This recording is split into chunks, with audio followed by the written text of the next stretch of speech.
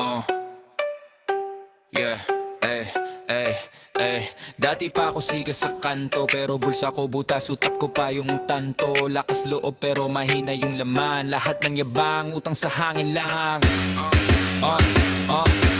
Oh, ako yung kupal na lakad ay paswabe, pero peking ginto lahat ng nasa aking kwelyo. Pare, pruwangas puryabang pero zero sa resigulo. Lunutang pa sigarilyo, tapos sa sifa ko'y sigulo. Wala kang bitaw, sabi nila pero mali, dahil bitaw ko prinsipyo, respeto pati sarili. Pro flex sa salamin, wala namang mapakain, kahit pamashi sa jeep sa tropa pahihiramin. Wala kang bitaw, puro angas, puro yabang. Dila mo marahas pero empty yung lalagyan.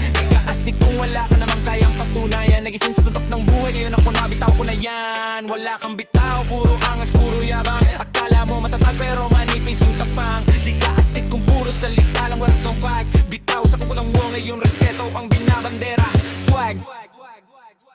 Naalala ko pa, lakas kong mambara, pero sa bahay wala man lamang bigas sa kaldera. Habang ako pa ang unang nagbo-bullshit sa wala, samantalang nanay ko tahimik lang humahagulgol sa sala. Ako yung kupal na tawan ng tawas sa payo, habang unti-unti ako nilalaman ng sarili kong kalabangan. Gago, puro ako sa barkada pero takot sa salamin, kasi alam ko sa loob duwag ako, peke yung tindi. Kaya ngayon, bitaw sa yabang na walang baise. Ayusin ko tong buhay, hindi na puro disguise. Kung unlad hindi dahil sa panggagawa, kundi sa trabaho, sa karespeto na totoo.